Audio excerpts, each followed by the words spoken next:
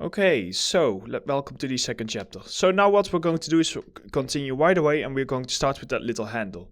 Now what I need to do is, because we are going to use splines, but I have a little bug inside of Maya that I am not able to actually use splines from my side views. I'm still not sure why. I tried looking online and I just couldn't find it. So if you know why, please just let me know, because I've spent well over like half an hour trying to find it. But I did figure out a solution, which is very simple. It is simply duplicating our shape over here and just basically moving it down, because I am able to place splines in my perspective view. So basically when I moved it down, I can just go to my views and I can basically just align my axis, as you can see. So view, align axis, and I'm just trying to like find the right axis. So minus Y. And I can just like use this. It's not perfect. It's like a little workaround, but it's the best thing I could do. So basically what I'm now going to do is I'm just going to go ahead and... Oh wait, did I figure out a solution? Let's see. No? Oh wait, I'm just switching to my views, sorry. So I'm just trying to like find the optimal view. And once I've done that, I can just go ahead and I'm using a Bezier curve or Bezier curve or however you want to call it. And we only need to make one side basically. So the Bezier, I will call it Bezier. The Bezier curve, basically you can click points, and then if you click and drag, you will basically make them round. Now, because we are going to use a symmetry, we only need to create like half of this, and it will just like save me some effort. Now, what I'm doing is, after I've done that, I just go ahead and I go into these points, and I'm just moving them around to roughly create the shape that I want. And I'm just closely following my reference for this. And that's what you will basically see me doing over here. Now, once I've done this, I will just go ahead and place it in location. And then I will show you a tool that is only in Maya 2022. And this tool you can find in Create, I believe. And then it's called Sweep Mesh. So this is very similar to the Sweep modifier inside of 3ds Max. It basically allows you to just instantly like add a cylinder around your spline, and then just add like the segments and just do all this stuff, as you can see here. And you have a lot of control over like your profile and just how everything looks. Now, in the past with Maya, what you had to do is you had to create a cylinder, you had to select the face, you had to press extrude, or then you needed to like select the edge and then need to select extrude. So it was like a lot of functions for something very basic. So I love that they have finally introduced this into the newest version of Maya. And basically, once you have played around with that and you've made your cylinder the scale that you want and you've placed it into position, then what you can do is you can just remove the history. So that's just edit, delete all by type, and then history. And then you can just go ahead and you can start by mirroring it. Once again, my mirror was a bit strange. I did figure out why it was that strange later on, but at this point, I wasn't paying attention basically. Like you will often see me do that. Like if I'm a little bit tired, for some reason I tend to like actually go for like the hardest way of doing stuff, and I don't know why.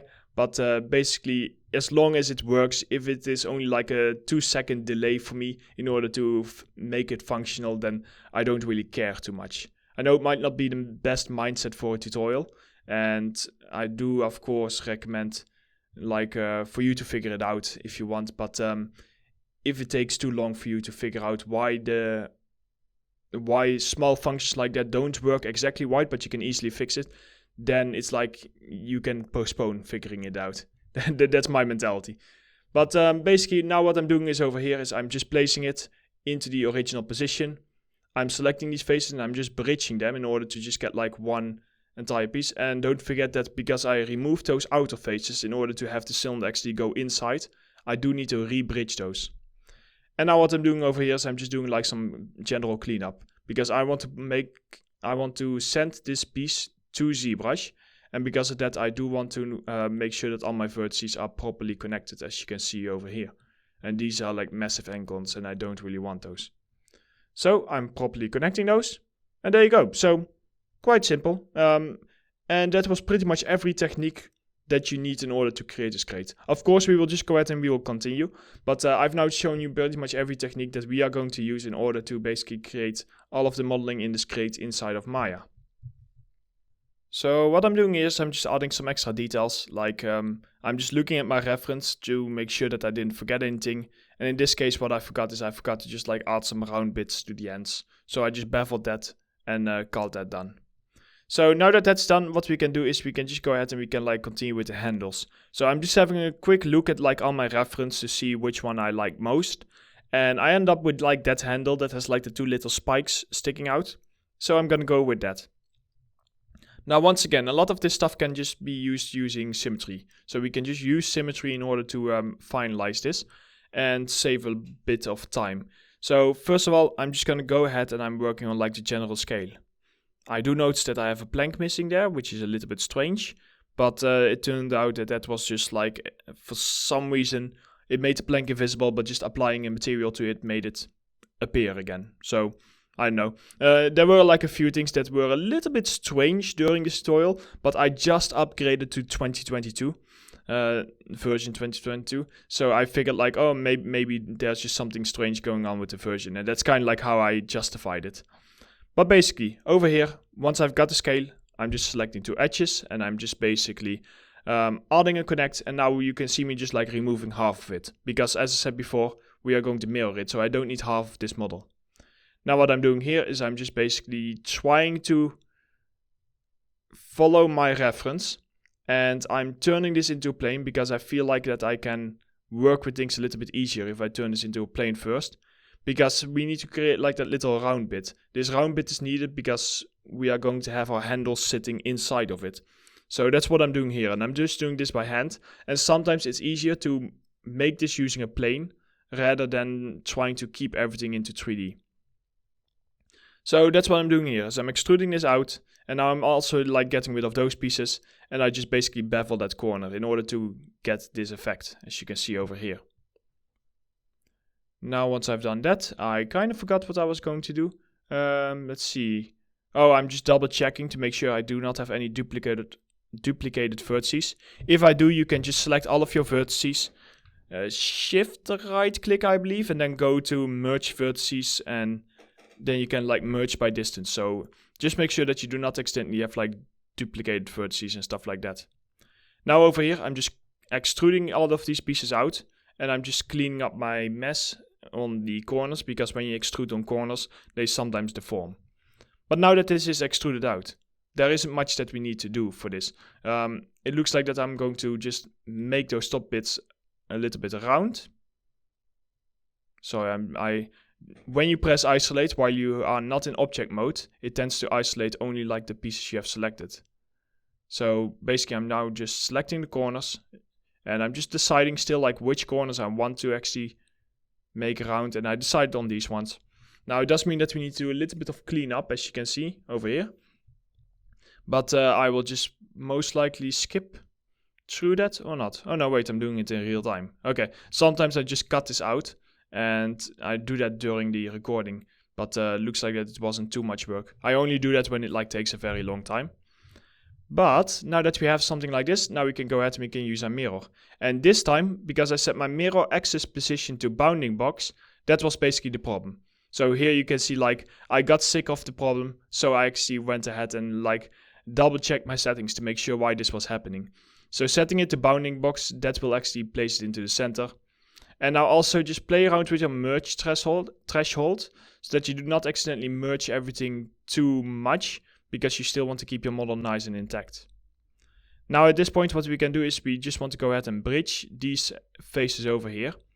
And there is like a little bit of like, here you can see like a little bit of messiness that we do need to fix. And the way that I'm going to fix that is I am going to place an edge and merge that down. However, now that I look at it, at the time I didn't think of it, but now that I look at it, you could technically also just like select those vertices and just, or those edges, and just extrude them back into the mesh. It's a bit difficult to explain, but both work. It's just like the second option that I just gave you, it was a little bit quicker.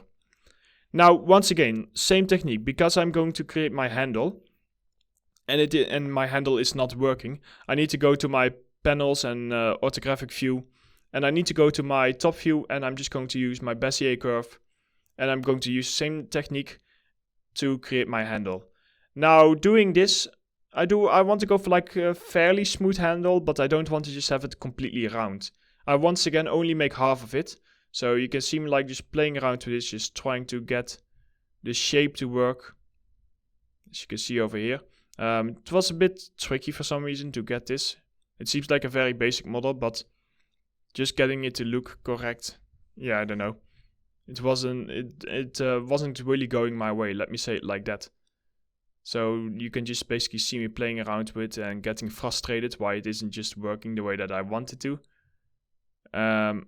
So what I'm doing now is I'm already adding my sweep modifier to this.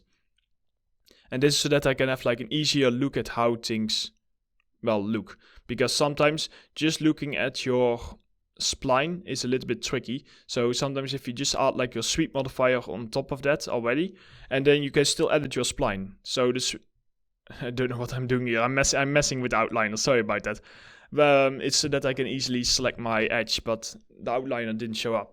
So basically, what you can do is you can, even after adding the sweep modifier, it will still register. So you can still go ahead and you can like edit in everything that you want, and you can just make it look correct. And it's sometimes just easier to do this while there is already geometry on it. So general takeaway, just make it look nice and round. That doesn't matter how you really do it. I personally use splines. This is maybe because I have a 3ds Max background, and in 3ds Max doing this literally takes seconds.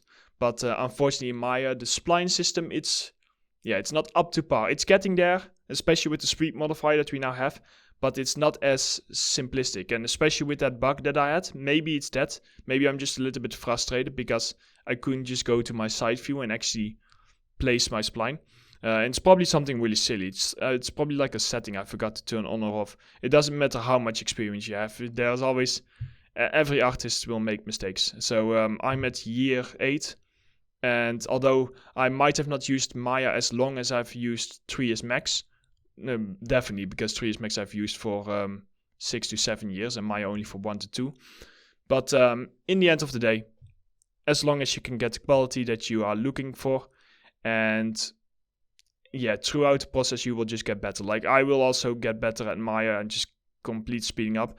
I still wouldn't do like the absolute super complicated assets. I would still like in Maya, I would not make tutorials on that because I know that I wouldn't do it. So you won't see me doing that stuff very quickly. But I am also, while making this tutorial, I am improving myself basically. So we got our handle. I'm placing it into position, rotating it a little bit. Now I'm not actually going to duplicate this because we are going to go ahead and only have one version of those. And that version we will basically completely like create only the high poly for that version. We will only bake this version down and have it in our UVs. And after all of that is done, then we will go ahead and duplicate this. Because this will both save time, it will save UV space. The only thing is that is a little bit less is that the textures on it will look exactly the same on both sides. But you often, for small stuff you don't really notice that. Now over here, this is very simple. It's because it's literally a cube pretty much. I'm just going to go ahead and I'm just working on like those metal borders that we have that will hold everything together. So I'm placing those and I'm just playing around with the scaling basically. Just to get it looking nicely. And yeah, that's what you will see me doing over here. So I am going to just give it like a little bit of like a round corner, which is just a normal bevel. Don't forget that, you do need to like clean that stuff up. Later on, I'm actually deciding to like cut out some of those pieces, but you will see that. That will happen during the UV, because I felt like that I was wasting too much UV space. Now over here, I can just repurpose this exact same model over here at the bottom, because it pretty much looks the same. So that is no problem, just work on your scaling. And that's about it. Now in the next chapter we will go ahead and we will continue on to Zbrush, where we will do some basic sculpting, turn our mesh into high poly, and also in Maya turn pieces into high poly. So let's go ahead and continue with that in the next chapter.